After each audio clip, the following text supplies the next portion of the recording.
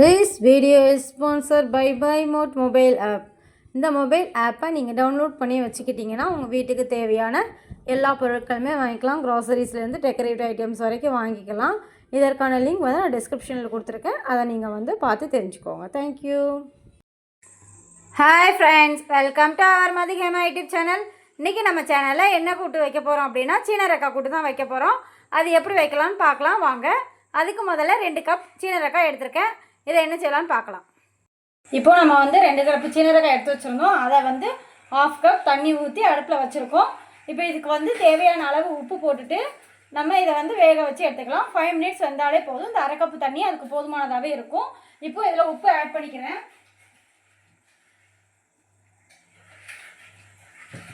இதில் வந்து தூள் உப்பு, கல் உப்பு எதனாலுமே நீங்கள் ஆட் பண்ணிக்கலாம். உங்களுக்கு எது விருப்பமோ ஆட் பண்ணிக்கோங்க.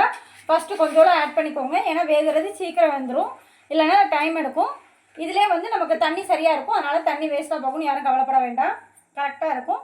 இது வெந்துடும். ஒரு 5 மினிட்ஸ் தான் ஆகும். வெந்ததுக்கப்புறமேல்ட்டு ஒரு தேங்காய் பேஸ்ட் ரெடி பண்ணணும். அது எப்படி ரெடி பண்ணலான்னு இப்போ பார்க்கலாம். அது ஒரு கடையில் வேகட்டும், எப்படி ரெடி பண்ணுவோம் பார்க்கலாம். இப்போ இந்த தேங்காய் பேஸ்ட் ரெடி பண்ணுறதுக்கு என்னென்ன பொருள் தேவைன்றது சொல்லிடுறேன். இப்போ வந்து நமக்கு தேவையான பொருள் வந்து ஒரு 1/2 கப் தேங்காய், பச்சை மிளகா வந்து என்ன சைஸில் இருக்குன்னு பார்த்துக்கோங்க. என்கிட்ட பெருசாக இருக்கிறதுனால ஒரு பச்சை மிளகா போட்டிருக்கேன். நெக்ஸ்ட்டு ஒரு 1/2 டீஸ்பூன் மட்டும் ஜீரகம் போதும். இது கூட நீங்கள் வந்து பூண்டு சேர்க்கனாலும் சேர்த்துக்கலாம், காயம் சேர்க்கனாலும் சேர்த்துக்கலாம். நான் இன்றைக்கி வந்து சேர்க்கலை. ரெண்டுமே சேர்த்தோம்னா நமக்கு டேஸ்ட் நல்லா தான் இருக்கும். ஏன்னா நமக்கு வந்து சீனரக்காய் வந்து வாய்வு, அதனால் நம்ம சேர்த்துக்கிறது நல்லது தான். இப்போ இதில் வந்து இதை போய் மாற்றிக்கிறேன். மிக்ஸி ஜாரில் மாற்றிட்டு இதை வந்து ஃபைன் பேஸ்ட்டாக அரைக்கக்கூடாது, குறைன்னு அரைக்கணும். அப்படின்னா தான் டேஸ்ட் நல்லாயிருக்கும்.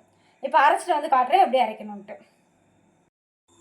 இப்போ நம்ம அரைச்ச தேங்காய் பேஸ்ட் வந்து இந்த அளவுக்கு குறைன்னு இருந்தாலே போதும். ரொம்ப ஃபைன் பேஸ்ட்டாக இல்லாமல் இந்த மாதிரி குறைன்னு திருன்னு இருந்தால் தான் வந்து நமக்கு டேஸ்ட் நல்லாயிருக்கும். அதுக்கப்புறம் இதை எப்படி அதில் சேர்த்து கூட்டை ரெடி பண்ணுறதுன்னு பார்க்கலாம் வாங்க. இப்போ பார்த்தீங்க அப்படின்னா நமக்கு வந்து நல்லா சீனரக்காய் வந்து வெந்து வந்துடுச்சு, தண்ணி எல்லாமே வற்றிடுச்சு. இது வந்து நம்ம கரெக்டான ஸ்டேஜாக இருக்கும். நீங்கள் சிம்மில் வச்சு வேக வச்சிங்கன்னா கரெக்டாக தண்ணி வற்றினோடனே இறக்கிடலாம். பிகினர்ஸ்க்குலாம் ரொம்ப ஈஸியாக இருக்கும். இவ்வளோ தான். எங்கே பார்த்தீங்களா ஒரு தண்ணி இல்லையா, இனிமேல் இதை வேறு பாத்திரத்துக்கு மாற்றி வச்சுட்டு இதே பாத்திரத்திலே நம்ம தாளித்து கூட்ட ரெடி பண்ணிடலாம்.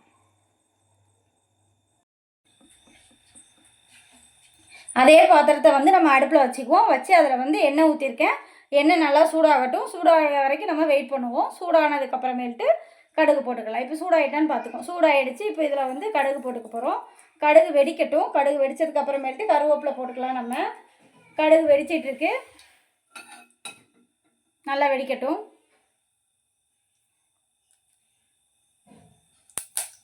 இப்போ நல்லா வெடிக்க ஆரம்பிச்சிருச்சு. கொஞ்சம் தள்ளியே இருந்துக்கோங்க, மேலே பட்டுக்கும். அதுக்கப்புறமேல்ட்டு இதில் வந்து கருவேப்பிலை போட்டாச்சு.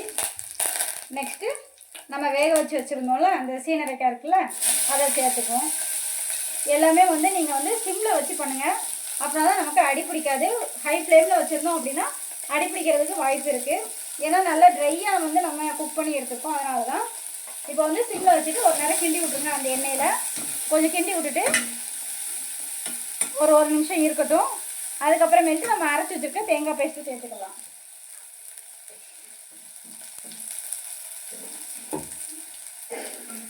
இப்போ நம்ம அரைச்சி வச்சுருந்த தேங்காவை சேர்த்துக்குவோம். இதில் வந்து உங்களுக்கு நிறைய தேங்காய் வேணும் அப்படின்னா நிறைய சேர்த்துக்கோங்க, இல்லை கம்மியாக வேணும் அப்படின்னா கம்மியாக சேர்த்துக்கோங்க. எனக்கு இருந்தது இவ்வளோ தேங்காய் இருந்தது, நான் சேர்த்துக்கிட்டேன். இது டேஸ்ட் நல்லாயிருக்கும். தேங்காய் அதிகமாக இருக்கும்போது டேஸ்ட் நல்லாயிருக்கும். அதுக்காக தான் இதை வந்து நல்லா கிண்டி விடுங்க. கிண்டி விட்டுட்டீங்க அப்படின்னா ஒரு 2 மினிட்ஸ் கூட ஆகாது. ஏன்னா தேங்காய் வந்து அதிகமாக குக் ஆகக்கூடாதுன்னு சொல்லுவாங்க. அதனால் 1 மினிட்லேயே வந்து நமக்கு ரெடி ஆகிடும். எல்லாமே ஒன்று சேர்ந்து வந்தாலே போதும்.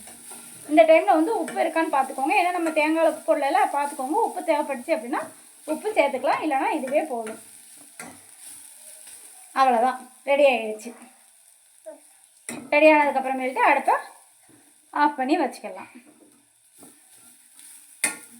அவ்வளோதான் ஃப்ரெண்ட்ஸ். இதே மாதிரி மேலும் வீடியோ வேணால் மதிகேமா யூடியூப் சேனலை லைக் பண்ணுங்கள், ஷேர் பண்ணுங்கள், கமெண்ட் பண்ணுங்கள். தேங்க்யூ. இன்னொரு ரெசிபியில் நாளை சந்திப்போம்.